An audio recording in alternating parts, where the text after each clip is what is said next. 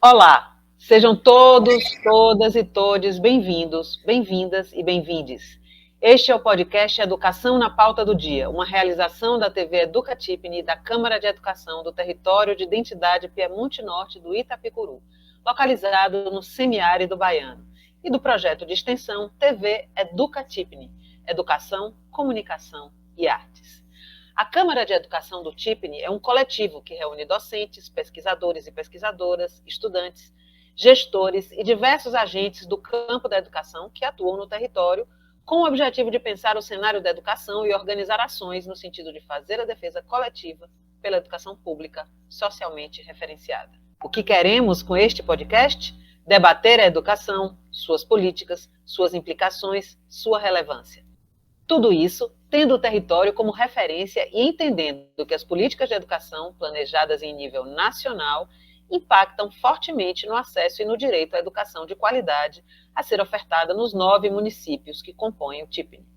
Nesta primeira edição, a Câmara de Educação, através da TV Educatipni, entrevistará candidatos e candidatas aos cargos de deputados e deputadas no âmbito estadual e também no âmbito federal, para saber o que pensam a respeito da educação no território e quais suas propostas para a área. Nossas conversas serão mediadas sempre por membros da Câmara Temática de Educação do Tipni, que abordarão temas caros ao Piemonte Norte do Itapicuru no que se refere à educação, considerando as especificidades de cada candidatura. Importante dizer que todas as candidaturas terão o mesmo tempo para as respostas e exposição de propostas. No programa de hoje, receberemos a professora Nilza Martins. Nilza é graduada em Pedagogia, especialista em Supervisão Educacional, mestre em Educação e Contemporaneidade e doutora em Educação. Integra o quadro docente da Universidade do Estado da Bahia, UNEB, de Barreiras. Atuou na Pastoral da Terra, exerceu 2 mandatos como vereadora e 1 como vice-prefeita da cidade de Barreiras. Para entrevistá-la, contaremos com a presença do professor José Benedito Oliveira. Além de professor, Benas, como também é conhecido, é um artista, ou ainda um artista educador, com vasta experiência nas áreas do circo e do teatro. Professor Benedito, seja bem-vindo ao nosso podcast Educação na Pauta do Dia, edição Eleições 2022.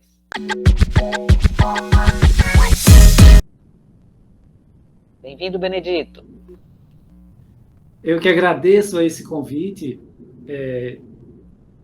Eu agradeço esse convite extremamente importante para um debate tão necessário quanto esse de se falar de educação, né?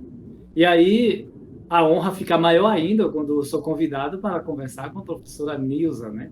Com uma vasta história nesse processo educacional e ainda mais com a relação que ela tem com as comunidades de base, com a relação com o povo do campo, com os movimentos sociais, o que nos dá muita energia e muita força para pensar com esperança e com alegria uma nova estrutura política no país e na Bahia. Então, é uma alegria muito grande estar fazendo parte desse processo também e poder dividir um pouco, compartilhar com as pessoas essas experiências, né?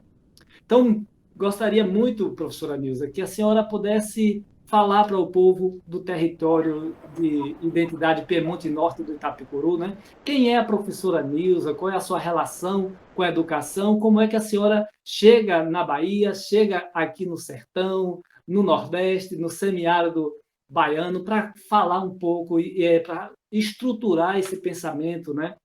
Contribuir com esse fortalecimento desse pensar sobre a educação aqui no nosso território e pensar nessa educação no estado da Bahia. Professora Nilza, com a senhora a palavra. Obrigada. Primeiro eu quero dizer da minha gratidão, externar a minha gratidão, a minha alegria de poder estar dialogando com vocês. Um grande abraço à Karina, a Iraildes, a Edson e a você, Benas, que está aqui mediando nesse momento. Agradecer muito o convite de outro território, né? Eu estou no território da Bacia do Rio Grande. E aí quero agradecer a professora Ivânia, né, que fez toda a interlocução para que eu pudesse estar aqui dialogando com vocês e pensar um pouco a questão da educação. É interessante porque a nossa Bahia, né, ela é imensa, se a gente for perceber em relação a outros estados, né? São 417 municípios. E esses 417 municípios, desde 2008, 2009, tem toda uma reorganização das suas estruturas pelos territórios. E isso é uma coisa assim, bem bacana, porque quando nós iniciamos a discussão do território, eu iniciei muito aqui em Barreiras, inclusive a minha dissertação de mestrado, eu fiz um diálogo entre a universidade e os movimentos sociais, espaços de educação e de cidadania. E eu discuti muito a questão do território. Como eu ajudei aqui na organização inicial, aquelas grandes assembleias que nós fazíamos, né, todo mundo tentando entender o que era essa questão mesmo de território, né, essa relação que tinha que existir, das questões culturais, educacionais, de saúde, para que a gente pudesse pensar a Bahia, não, né, nesse viés de o litoral e o sertão, mas a Bahia a partir da construção de uma identidade, né, que pudesse perpassar por esses municípios. E, para mim, assim, é uma satisfação por estar dialogando com esse outro território, principalmente a questão da educação. Então, meus agradecimentos mesmo à Câmara de Educação, à TV, né? E como é que eu chego aqui nesse estado? Né? A minha origem é do estado do Rio de Janeiro. Eu sou de uma cidade do interior chamada Volta Redonda, uma cidade que é industrial. Né? É uma cidade que tem a usina siderúrgica nacional, a chamada CSN, que já foi, antes de ser privatizada, a maior, ainda está entre as grandes, a maior produtora de aço da América Latina. Eu sou filha de operário, meu pai foi operário da CSN durante quase 30 anos, né? Minha mãe, dona de casa, e de uma família de trabalhadores e trabalhadoras. Nós somos 6 irmãos, né? Todos moram no município de Volta Redonda, e o meu envolvimento com os movimentos sociais, com o trabalho comunitário, ele se deu muito cedo. A partir dos 11, 12 anos de idade, eu comecei a me envolver no trabalho, e aí é importante fazer uma sinalização do papel que a Igreja Católica exerceu, que foram através das comunidades eclesiais de base. Eu sempre digo, Benas, que a minha consciência política, ela não nasceu do partido que eu fui me filiar só em 1980, ou da universidade. Claro que essas estruturas, elas fortaleceram, ampliaram a minha visão, me deram a oportunidade de ter acesso a novos conhecimentos. Mas a minha consciência política cidadã nasceu da comunidade eclesial de base. Né? Foi lá que eu aprendi que era fundamental que a gente pudesse sempre estar em busca de uma sociedade onde todas, todos e todes pudessem viver com dignidade. Né? E isso eu trago para a minha vida toda, né? Esses ensinamentos iniciais que estão presentes até hoje.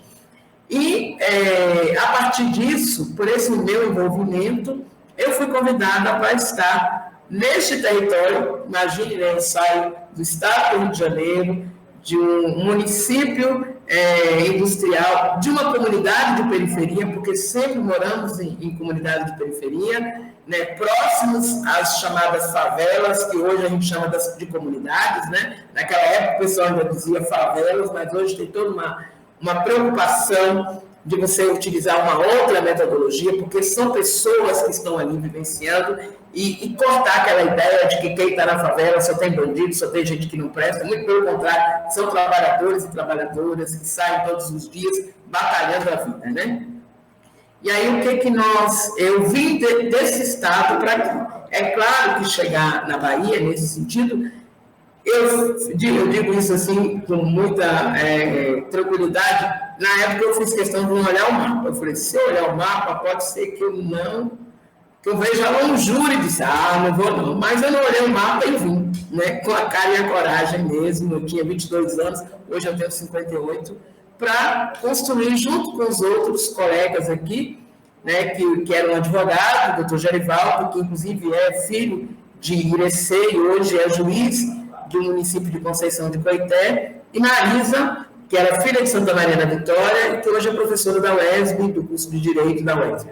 E nós viemos para cá no enfrentamento, quer dizer, em 1986, nós estávamos no auge da expansão do chamado agronegócio. E esse agronegócio, na medida que ele expande, ele traz várias consequências.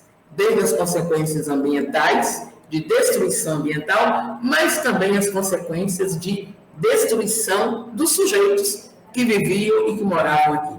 Grilagem, violência, expulsão das terras.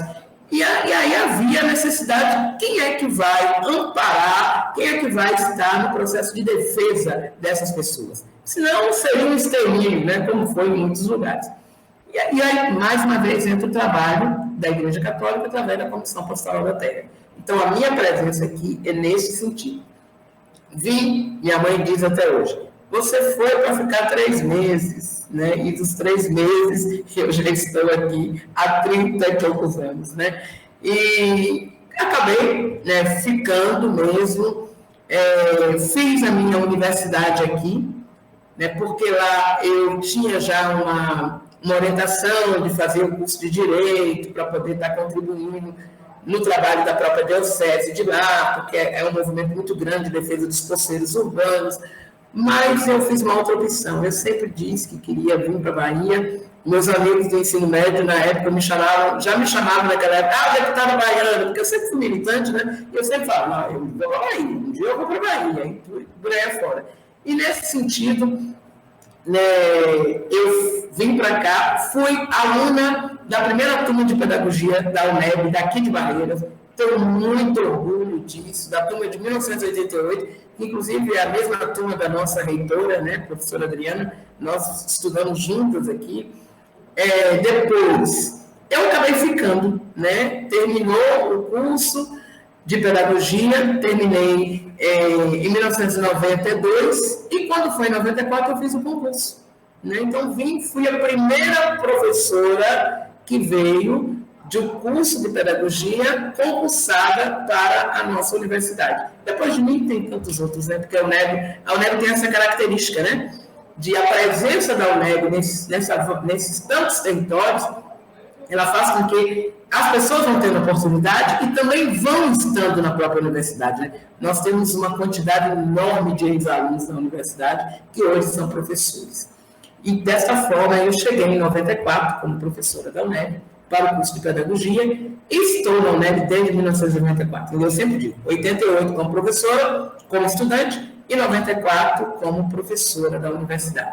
Sempre com uma militância muito grande na questão da educação.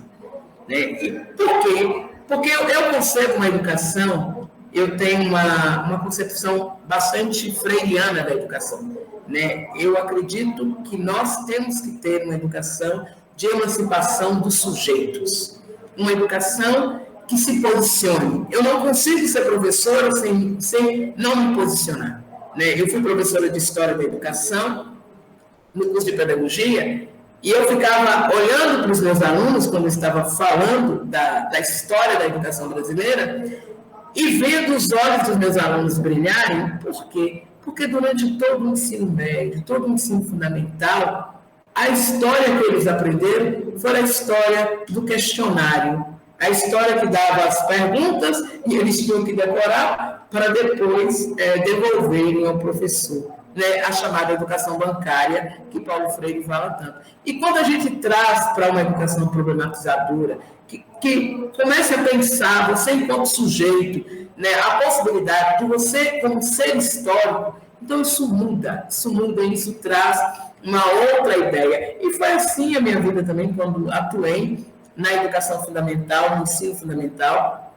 Trabalhei durante muitos anos, que hoje a gente chama do 6º ao 9º ano, né? Fui professora nesse período todo, depois no ensino médio, na formação de professores, no antigo curso de magistério, aturei muitos anos nesse curso, e depois, né, na educação superior.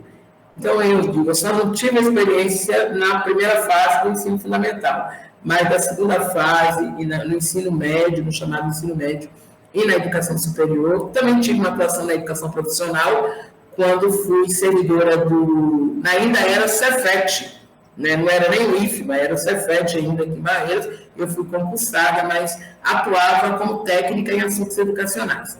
Fiquei um tempo e depois vi que não era a minha praia é sala de aula. Eu gosto de estar dialogando com os estudantes, eu gosto de estar ajudando, contribuindo para a formação. Então, eu disse, não, então eu acho que eu deixo o Cefet, vou continuar na UNEB, que é o espaço que realmente eu tenho essa formação. E aí acho que eu posso falar também da questão da minha introdução na questão política, né? Nesse sentido, né? Então, eu tenho um orgulho muito grande, Benas, de ter sido eleita a primeira mulher vereadora negra do estado da Bahia, né? Aqui em Barreiras. Imagine, né? Barreiras, essa cidade, né, perpassada por tantos preconceitos, né, uma cidade com poder econômico fortíssimo. Em 96, o partido, eu sou do PT desde 1980, né, eu sou uma das fundadoras do Partido dos Trabalhadores nesse Brasil. E eu nunca me vi como candidata, eu sempre me vi como militante, né, movimento social, movimento de igreja, movimento de juventude, né, organização dos trabalhadores urbanos e rurais. Eu nunca me vi assim com essa questão mesmo de estar com mandato. Quando chegou em 96, o partido, né, decidiu que seria interessante a gente ter uma candidatura. Eu falei, mas então vai mesmo, fomos, né? Fomos para essa candidatura e fui eleita. Na época, Barreiras, nós éramos 17 vereadores. Eu fui uma das últimas que entrei, né, para vereadora. E foi muito interessante, porque foi uma experiência que eu não tinha tido ainda na minha vida, né, de estar deste lado. Tinha tido experiência de acompanhamento das reuniões de Câmara, porque lá em Volta Redonda a gente já fazia isso, acompanhava as reuniões das câmaras de vereadores, para ver o que os vereadores estavam fazendo, porque geralmente Câmara de Vereadores é um espaço que o povo não vai, só vai quando é chamado, só vai quando tem um movimento. Fica lá os vereadores falando, fazendo, e o povo não participa. E lá na comunidade a gente inventou que a gente tinha que ter uma equipe de Câmara, que a gente queria ouvir o que esses vereadores estavam fazendo. E a gente começou isso, imagine, né? Lá no início dos anos 80, a gente ia para a Câmara para ver, e quando a gente sabia que ia acontecer alguma coisa, a gente articulava com as comunidades, o povo ia. Então foi assim que a gente foi aprendendo um pouco mais. E aí, em 97, eu me vi vereadora de um município como Barreiras. Como é que a gente pauta a nossa posição? Né? Pauta naquilo que é de, vamos dizer assim, de ação do vereador.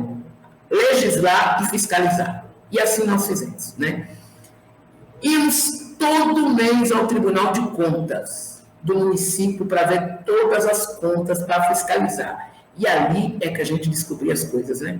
A gente descobria as falcatruas, era por ali. Quando a gente descobria, a gente entrava no Ministério Público. Bem, né? Eu tenho até hoje a ação no Ministério Público desta época. Imagina como a justiça é lenta, né? De vez em quando tem uma audiência que eu sou chamada, eu falei, gente, eu nem me lembro mais tanto isso, mas aí tem que voltar à memória, que tantas outras coisas que aconteceram nesse período todo. Então, a gente pautou na questão da fiscalização e da legislação. A nível de legislação, a gente teve uma articulação muito grande com os professores, né? Nós estávamos precisando discutir, olha, imagine, né? Nós tivemos em 96 a nossa primeira lei de diretriz e base, né? A 93, 94 e 96. Então, eu fui eleito em 96, 97, é discussão de estatuto de magistério, é discussão de plano de carreira, né, de organização. Então, nós fizemos um trabalho muito bacana em relação a isso e também um trabalho muito forte na defesa do consumidor. Então, isso ficou muito assim, evidente, tanto é que no meu segundo mandato, que começou em 2000, eu fui eleito com o dobro de votos que eu tive na primeira. Né? Porque a população via, né, como referência, né, por várias vezes eu fui colocada como a vereadora mais atuante do município de Barreiras e tudo mais. Mas, ao mesmo tempo, a pressão era muito forte. Por várias e várias vezes, eu fiz os meus pronunciamentos na Câmara E a menos de 1 metro, eu tinha um pistoleiro na janela, me ameaçando. Mas eu não tinha medo, não, né? Eu continuava falando, porque eu não podia titubear. Porque se ele sentisse que eu estava com medo, a situação ficava mais complicada. Mas eu era firme. Muitas vezes eu tive meu microfone cortado. As luzes da câmera eram apagadas para que eu não pudesse falar, para que eu não pudesse denunciar. Então, isso foi muito forte. Foi assim, um movimento sério. Eu tenho 2 filhas. A minha segunda filha, né, eu não consegui, durante todo o processo de gravidez, diminuir a minha pressão arterial, porque era tão forte as disputas que eu chegava em casa, eu deitava, a cama tremia, porque eu dizia, eu devia ter feito mais, eu devia ter ido mais para frente, eu devia ter enfrentado mais. E aí foi uma gravidez de risco, né? Eu tive pré-eclâmpsia e minha filha é cadeirante, fruto de tudo isso, né? Porque a gente não conseguiu mesmo, né? E hoje eu tenho a pauta também importantíssima, que é a questão das pessoas com deficiência, a pauta da acessibilidade, que está muito presente, porque eu vivo isso no dia a dia, né? Vivo e sei o quanto que é fundamental a gente ter esta posição. Agora, depois disso, né, eu terminei o segundo mandato em 2004, mas antes disso, em 2002, eu fui candidata a vice-governadora da Bahia, junto com Wagner, né, que hoje é senador da Bahia. Aí também foi uma coisa que eu não esperava. Eu estava pronta para fazer a campanha, como sempre estive. Aí Wagner me liga e disse, Nilza, eu tenho um convite para fazer para você. Eu falei, pois não, governador, eu quero que você seja minha vice. Eu falei, vice? Não, a gente viu que é importante, a gente tem uma mulher do interior, uma mulher negra para participar. E aí eu falei, meu Deus do céu, eu estou aqui nesse espaço, de repente você tem um espaço com uns 417 municípios, mas eu aceitei o desafio. Falei, não, Wagner, nós vamos, né? Eu vamos porque, como ele disse aqui no TGP, né? No momento em que eu não era nada e ninguém, você aceitou estar junto comigo e a gente foi fazer essa campanha na Bahia. E foi uma campanha muito bacana, foi uma campanha bonita. Aqui em Barreiras, a gente conseguiu ganhar. Eu fico pensando até hoje, gente, como é que nós conseguimos ganhar em Barreiras? Porque no último comício que nós fizemos em Itabuna, ele me disse assim, quando ele me deixou em Salvador, ele disse, Nilza, e aí? Barreiras. Eu falei, Wagner, a gente chega perto, porque a gente estava com um movimento bacana, mas ganhar a gente não ganha. No domingo, no final, quando a gente ganhou, eu saí nessa cidade com a bandeira, correndo, porque para mim ali foi por quê? Eram todos contra nós. Todos que hoje são aliados, eram todos contra nós. Todos. Barreiras tinha um outro candidato a vice-governador, que era que foi prefeito, que era vice de Prisco Viana. Então, uma cidade que tinha 2 candidatos a vice-governador, todos os outros contrários, junto com o DEM e o PFL, que hoje é o União Brasil, essa mistura toda aí, ou seja, isso tinha gente, e a gente ganhou isso. Então, foi assim, muito bacana. Foi um reconhecimento que nós tivemos, assim, do trabalho, do apoio, e da militância das pessoas, né, de todo mundo que se envolveu neste contexto todo.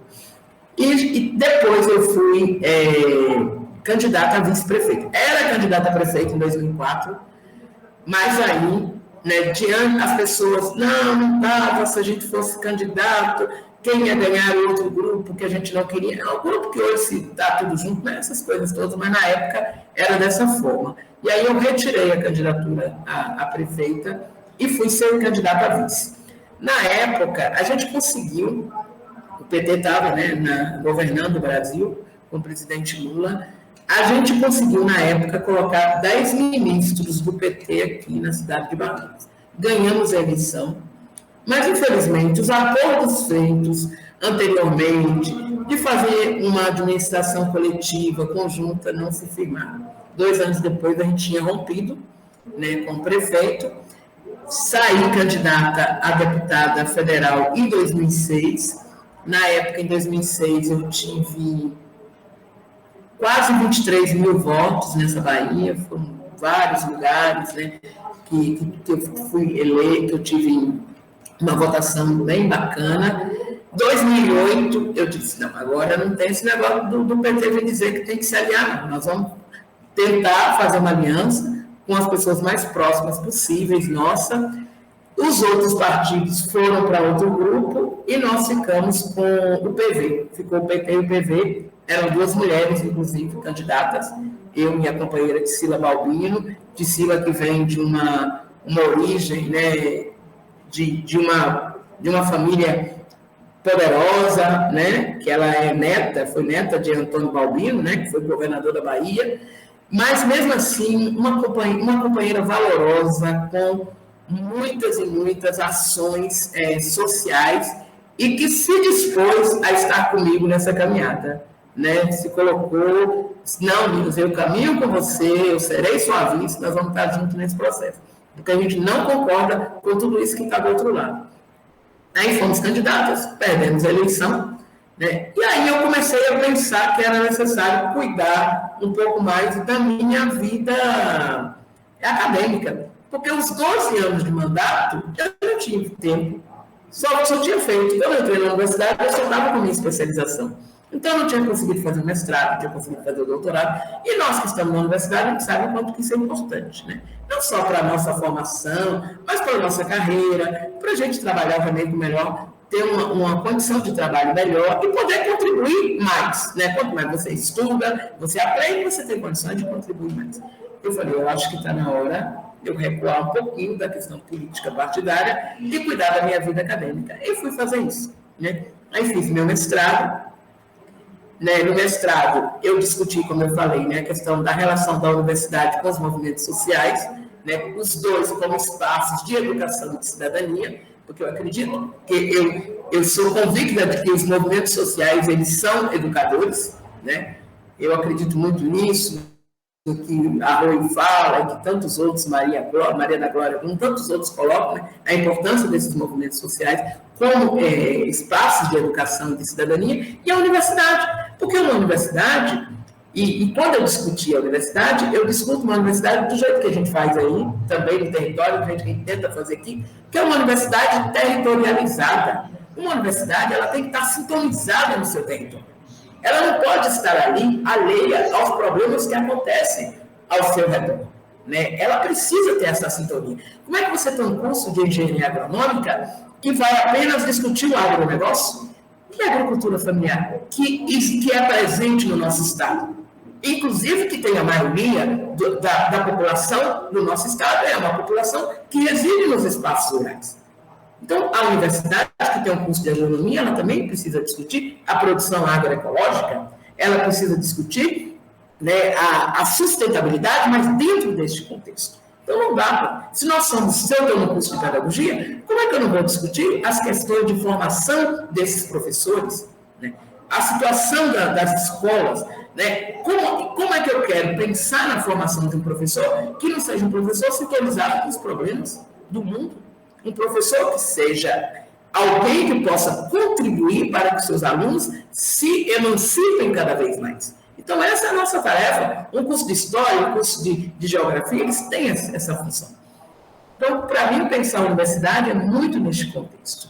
E a partir desse ponto, eu fui cuidar dessa vida. Então, terminei o mestrado. Em seguida, quando eu fiz o mestrado, inclusive, trabalhando, né? E em seguida eu passei no doutorado e aí eu falei, não, agora eu vou dar um tempo realmente, vou pedir minha licença e fui fazer na UFG, né, na Federal de Goiás, e lá eu faço uma discussão, a minha tese de doutoramento, ela discute exatamente essa chamada modernização da agricultura, que essa modernização da agricultura, ela é moderna apenas para alguns, enquanto a maioria da população não passa por esse processo, e a expansão da escolarização. Eu fiz essa relação, né? Que esse momento que Barreiras e a região viveu, nós tivemos todo o processo de expansão da escolarização. E qual era o sentido dessa escolarização, né? A quem ela estava atendendo, quais eram os objetivos dessa expansão da escolarização. Terminei o doutorado, retorno para Barreiras. E aí, não tem jeito, né? Você pensa, vou estar na universidade, mas você, para você chegar na universidade, você atravessa a cidade, você vê o esgoto, você vê a situação das pessoas, não dá, é aquele vírusinho, né? Não vou usar a palavra vírus, não, porque o vírus hoje está uma coisa muito complicada, né? Mas aquele sentimento lá que foi construído da sua vida, no início da sua formação histórica, não dá para você ficar calada diante de uma situação existente na cidade. Você precisa voltar. E aí fomos construindo o retorno, né? Aí construindo o retorno, fui atuar naquele grande movimento contra os cortes da educação, na época de 2017, né, na rua contra o impeachment da nossa presidente. Então, vai para a rua de novo, vai fazer um movimento que sempre fez. Isso acabou trazendo uma candidatura a vereadora em 2020, né? Fui a vereadora mais votada do partido, né? Mas, infelizmente, foi a primeira eleição que nós tivemos, que a gente chama de eleição solteira, né? A gente não tinha coligação proporcional. E aí os nossos colegas que estavam junto na chapa não conseguiram. Por 150 votos, eu sou vereador hoje em Barreiras, né? E nós temos vereadores que tiveram menos votos do que eu, que hoje são vereadores, mas o grupo conseguiu atingir, a gente não conseguiu atingir, infelizmente. Mas isso também é da vida, né? Eleição é isso, né? Eleição a gente entra sabendo que vai fazer a discussão, sabendo que vai fazer o projeto, mas a gente precisa também entender que pode acontecer, como não pode não acontecer a vitória. É verdade. E aí agora, né, a gente está na candidatura de deputado estadual. Falei demais, né, Denis? Mas, Nilza, minha querida, e aí a gente chama a atenção aqui para o público, né, do nosso território, para entender um pouco. Precisaria, então, aí já falo aqui com a professora Iraides, com a Karina, com a professora Ivânia. Olha aí, viu, Edson? A gente precisa de mais podcast para falar da história de Nilza. Não dá para, em tão pouco tempo, a gente conseguir começar com essa mulher. Só a sua primeira apresentação já deu aí para fazer 2 dissertações aí de mestrado para a gente discutir essas questões. Nilza, quando você traz essa referência inicial, né, do seu trabalho de campo ali, você chega com todo esse embasamento da teologia da libertação para trabalhar com a comunidade, fazer esse trabalho de base, e aí a gente traz questões interessantes para pensar aqui, professores, professoras do nosso território, jovens, estudantes. A história dessa jovem, né, essa mulher negra, jovem, que vem do Rio de Janeiro para uma comunidade no interior da Bahia, desenvolveu um trabalho num espaço onde vai lutar contra homens brancos, ricos, empoderados, para discutir com a comunidade, com o trabalho no campo, pensando na educação do campo, na formação, na alfabetização dessas pessoas, pensar um trabalho que não é aquele trabalho instrumental da educação, como Nilza bem nos trouxe aqui, mas uma reflexão política, de entendimento da sociedade, de compreensão de uma construção de um sindicato para que você fortaleça esse lugar. Então, é de uma riqueza, né, o que você traz para a gente aqui, Nilza, que precisa, e aí a gente diz assim, necessitamos de muito mais trabalhos escritos, acadêmicos, para falar de trajetórias de mulheres como você, Nilza. A gente precisa dessas experiências na educação para a gente entender que formação é essa que a nossa educação precisa hoje. Porque, por exemplo, você traz uma coisa aí, é caro para a gente discutir, gostaria que você falasse um pouco sobre isso depois. Como é caro a gente entender essa relação? Você fala desse movimento da Igreja Católica no início na década de 80, fortalecendo essas discussões, né? Aí a gente está tratando aqui da teologia da libertação, as pessoas que não têm acesso a essa leitura, busquem compreender do que nós estamos falando aqui, para vocês entenderem que essa relação entre religião e discussão política naquele momento tinha um outro viés diferente do que a gente está vendo hoje, quando a gente fala dessa relação desrespeitosa, inclusive, do MEC com relação com a religião, em uma outra perspectiva. Então, Nilza, pensar um pouco essa educação, como está a educação no país hoje, esse distanciamento, né, dessa relação política, de entendimento da sociedade, de uma educação comprometida com a transformação social, né? E essa distorção que muitas vezes as pessoas vão fazer, mas ela também está falando de religião, e Estado e educação, mas para a gente entender que lugar é esse que se está falando em relação a necessidade naquele momento, né, e o compromisso que foi desse movimento da teologia da libertação, da Igreja Católica, nesse fortalecimento das comunidades, para que a gente pensasse. E aí, professora Nilza, educadora, com toda essa formação, com todo esse trabalho, tanto educacional como político, comprometida com todas essas questões do campo, com a educação e a diversidade, como é que você, professora, enxerga a educação no nosso país hoje, né, no estado da Bahia? Como é que você compreende essas questões?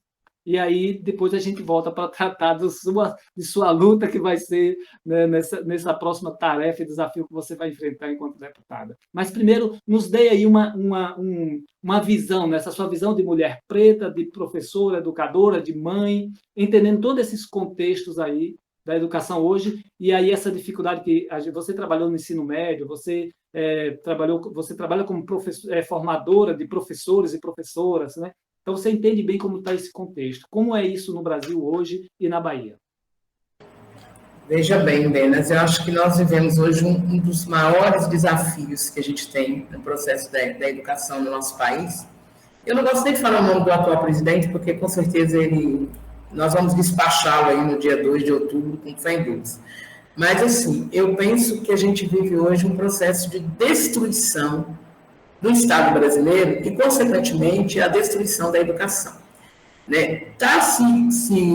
Quando se nega, né, a ciência, quando se nega o conhecimento, você está tirando realmente a oportunidade para que as pessoas, para que todos, todas e todos realmente possam ter não só o acesso a esse conhecimento, mas fazer com que esse conhecimento contribua para a transformação da sua vida, da sua história. Né? Eu tenho consciência daquilo que Freire diz, né? A educação, ela não vai transformar sozinha a sociedade, mas nenhuma sociedade vai ser transformada sem educação. Então, ela tem um papel importante, né? E o que a gente vê é uma destruição, né? Então, pense bem o projeto de escola sem partido. O que é isso, pelo amor de Deus?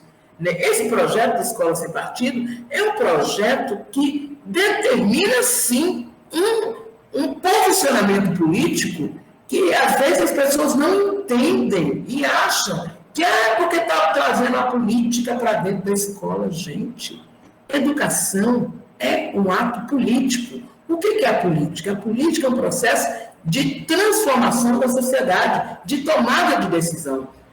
Não tem como a gente viver numa sociedade sem pensar nas questões políticas. Então, Brecht, naquele poema dele, né? A pessoa que bate no peito e diz que não gosta de política, não sabe ele que é da política que vem o preço do arroz, o preço do feijão, que gera a prostituição, que gera... Então, ou seja, eu sempre digo isso, a política é um espaço que a gente tem que atuar. Porque se a gente não... Porque não existe espaço vazio. Porque se a gente não ocupar, os outros vão ocupar. E quem é que tem ocupado muito esse espaço? Justamente aqueles e aquelas que negam tudo isso que todos nós construímos, professores, né, os movimentos. Então, pensar isso é muito sério. O que prevalece hoje no nosso país? A gente fala quais são as grandes bancadas. É a bancada do boi, que está lá, os grandes representantes, né, do latifúndio, é a bancada da bala, porque a gente sabe da questão da violência, que perpassa, inclusive, pelas estruturas do Estado, que a gente não pode perder de vista isso, e na Bahia nós temos que fazer um debate sério. A gente não pode permitir o genocídio da população negra, a gente não pode permitir o genocídio dos jovens desse país. Quem são os jovens que estão morrendo? Quem são os jovens da Bahia que estão morrendo? São jovens negros e periféricos. Quem está na frente dessa mortandade. Então, não dá para a gente fazer um debate sem pensar nas estruturas de segurança do nosso país, né, e do nosso Estado. A gente não pode pensar em uma escola no nosso Estado que esteja apenas voltada para a estruturação física. É importante? É. Você que é da área artística, você sabe quanto é importante uma escola teatro, uma escola, o povo da área esportiva, é importante que uma escola tenha uma quadra com material. Mas não é só isso. Não é só isso. A gente precisa ter um projeto de educação, de formação desses nossos jovens, da construção de novos olhares sobre este mundo. Não é apenas isso. E aí é necessário discutir o processo de militarização das escolas. Não é desta maneira que nós vamos ter projeto de educação. A senhora poderia falar um pouco para a gente sobre essa relação da mulher na política, como se dá esse processo, né, de sua formação enquanto mulher preta, professora, envolvida nesse processo político e em relação também à sua família, como que esse processo se desenvolve na sua iniciação política e nessa luta que você vem desenvolvendo há mais de 30 anos em Barreiras? Então, eu penso muito de que a gente precisa desconstruir uma série de questões que estão sendo instituídas, inclusive, como políticas públicas. E que não dá para ser assim, né? E eu sempre digo, não é pelo fato, e eu sempre pautei isso, não é pelo fato de estar hoje num partido que está no governo que eu tenho que dizer amém. A gente falava isso a vida toda dos outros. Então, quando chega a nossa vez, nós vamos fazer do mesmo jeito? Qual é o posicionamento que a gente precisa ter? Então, essa ideia da manutenção de um mandato independente, a gente está tentando construir sim. Nós vamos ter uma grande oportunidade, eu tenho falado nisso. Talvez a grande oportunidade da nossa história, de termos pela primeira vez uma professora da UNEB, militante do sindicato, deputada. A primeira vez que a gente vai ter essa oportunidade. E a gente não pode perder essa oportunidade. Porque, infelizmente, eu falei isso ontem numa live que eu estava discutindo, professor. Infelizmente, a gente precisa ter uma questão central mesma, que é a questão do diálogo.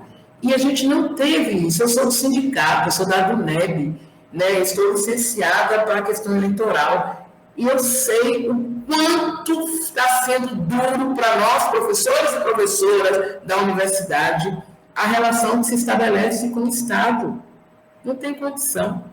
Não tem condição. É uma forma desrespeitosa. Nós somos uma universidade, a UNEB, que está presente nos 417 municípios. Se a gente não está presente com o curso de graduação, mas nós estamos com a extensão, nós estamos com a pesquisa, nós estamos presentes. E o papel que essa UNEB tem, esse papel de interiorização do ensino, é um papel revolucionário. É um papel revolucionário. Levar a educação para um município, com mansidão, que nós temos aqui no nosso território. Ter a oportunidade, como eu tenho aqui em Barreiras, no curso de matemática, uma aluna que vem de Murungu do Morro, cursando, isso é um papel revolucionário, gente. Eu sou professora colaboradora de SEABRA, aquela região toda ali da Chapada, os meninos que vêm, né, de Irapara, que vêm de Lençóis, que vêm de Palmeiras, né, que vêm de... isso é um papel revolucionário que a UNEB tem. E eu fico pensando, gente, parece que o governo não enxerga isso. Não entende a importância que tem essa universidade. Eu estou dizendo da nossa, porque nós somos a única que tem essa multicampinha com essa vastidão, que as outras não têm esse processo, né? Mas também considerando o papel importante que elas têm no nosso estado, sem sombra de dúvida. Mas isso é fundamental. Então, a questão da educação, né, como você disse, se a gente não pensa um projeto de educação que possa contrapor, né, essas posições hegemônicas, então como é que nós vamos construir uma sociedade se não vai perpassar por tudo isso? Então, a nível nacional, a gente passa por isso, né, processo de destruição. Gente, a PEC, que congelou os gastos por 20 anos, já nos mostra, de uma forma muito evidente, o que se espera da educação, da saúde, dos programas sociais. Eles não estão na pauta deste governo. Eles não estão na pauta desse governo. E a gente precisa, sim, fazer uma retomada. Não vai ser fácil? Não. Né? Não vai ser fácil porque, como eu disse, a destruição do Estado brasileiro significa hoje um processo de reconstrução. E que vai demorar um tempo. Mas a gente precisa ter essa vontade, esse desejo de construir. E aí, no nosso Estado, os desafios também são grandes. né? Nós precisamos, sim, ampliar cada vez mais essas políticas no nosso Estado, né? A gente tem uma discussão muito grande em relação à questão da mulher, né? As políticas, nós vivemos um processo de feminicídio muito grande. Então, a gente precisa interiorizar e construir as políticas de proteção nos nossos municípios. Porque não dá para ser só apenas na capital, né? Ou nas grandes cidades. Porque a violência, ontem mesmo me dizem, a delegacia só funciona até 5 horas da tarde. E depois a delegacia de defesa da mulher? E depois de 5 horas da tarde? E a violência, como é que fica? Né? Eu vi ali, só está com 5 minutos, né?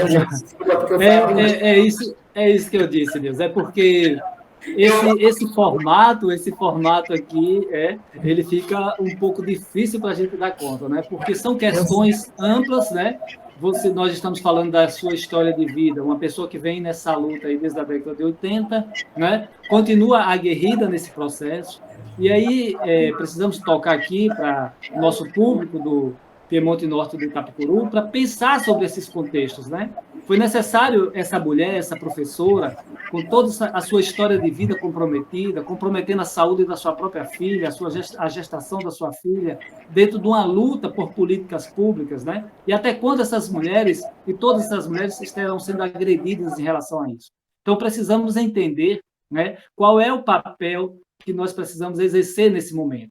Qual é o legislativo que nós queremos para o Estado da Bahia para que se construa políticas públicas diferentes? Então, Nilza, vamos usar esse último tempo aqui para você trazer para o nosso público aqui qual a importância de eleger você nesse momento de luta que a gente tem para o Estado da Bahia e o que pode contribuir ainda mais para o nosso território de identidade especificamente. Eu vejo assim, acho que a importância de uma eleição de uma mulher preta, professora, militante, que construiu toda a sua trajetória, né, com a contribuição e o apoio dos movimentos sociais, dos movimentos sindicais, e que hoje pretende chegar à Assembleia Legislativa para fazer, sim, um mandato que seja independente, um mandato que seja em defesa da educação, mas dessa educação que nós estamos falando, né, uma educação que seja emancipatória, uma educação onde as pessoas possam ter as suas múltiplas referências nesse processo de educação, uma voz em defesa da juventude, né, principalmente da juventude negra do nosso Estado, da juventude que precisa ter acesso ao processo de educação, da defesa da educação do campo, porque nós vimos o que foi. Eu sou militante da educação do campo, sou do centro acadêmico da educação do campo. A gente viu que foram esses anos, esses 2 últimos anos de pandemia,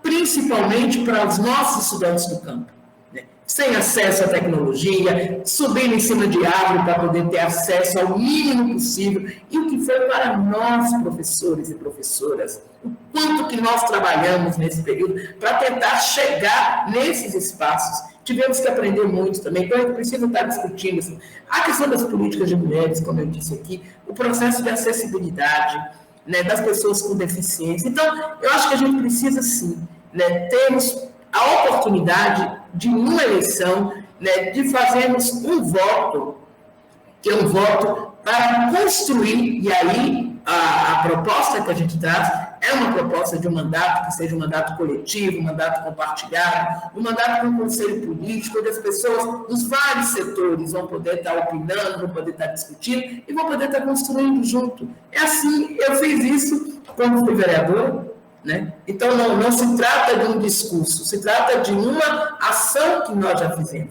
E fiz isso quando fui vice-prefeito, né? De trazermos as pessoas para a gente dialogar, para a gente construir junto, porque não é fácil. O mandato, a gente não pode se arvorar de um mandato e achar que ele é nosso. Ele não é nosso. Ele é de todos e todas aquelas pessoas que ajudaram a contribuir. Outro ponto fundamental que está aqui é a população LGBTQIA+. Gente, não dá para continuar o extermínio. Nós temos que nos posicionarmos cada vez mais. Então, são essas questões, né, que a gente tem trazido, e eu espero que vocês possam seguir nas redes sociais, estão lá as propostas, né? Hoje a gente tem que utilizar cada vez mais esses meios, né, para chegar, para que as populações possam vir. E agradecer muito, viu, a todos vocês aqui a oportunidade. Pedir desculpa, porque falo muito às vezes, né, e acaba não dando oportunidade de tantas outras perguntas, mas, assim, para mim foi um prazer muito grande estar conversando com vocês aí do território. Um momento de muito aprendizado. E me colocar à disposição para que a gente possa fazer outros momentos, né, de debate, de diálogo aí com vocês.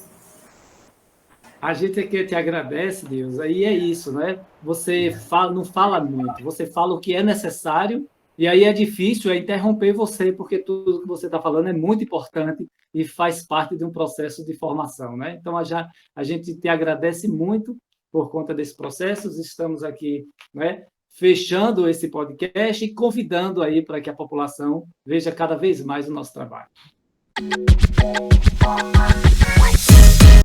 Então, finalizamos o nosso podcast Educação na Pauta do Dia, edição especial dedicada às eleições legislativas de 2022. O nosso podcast é uma realização da TV Educatipni, da Câmara de Educação do Território Piemonte Norte do Itapicuru e do projeto de extensão TV Educatipni, Educação, Comunicação e Artes. Agradecemos muitíssimo a presença no episódio de hoje da professora Nilza Martins, candidata a deputada estadual pelo Partido dos Trabalhadores. E gostaríamos de esclarecer que tentamos fazer contato e interlocuções com todos os candidatos e candidatas do TIPNI. Alguns e algumas ainda não retornaram, não aceitaram o convite. Todos e todas que sinalizaram positivamente estarão conosco por aqui. Nossos episódios serão exibidos nas noites de quinta-feira, no período de 1 a 29 de setembro de 2022. Antecipadamente, nossos agradecimentos às pessoas que estarão conosco nesses dias. Mais uma vez, obrigada à candidata Nilza Martins. Tenham todos uma ótima noite e se liguem, seu voto é muito importante. A educação agradece. Até breve.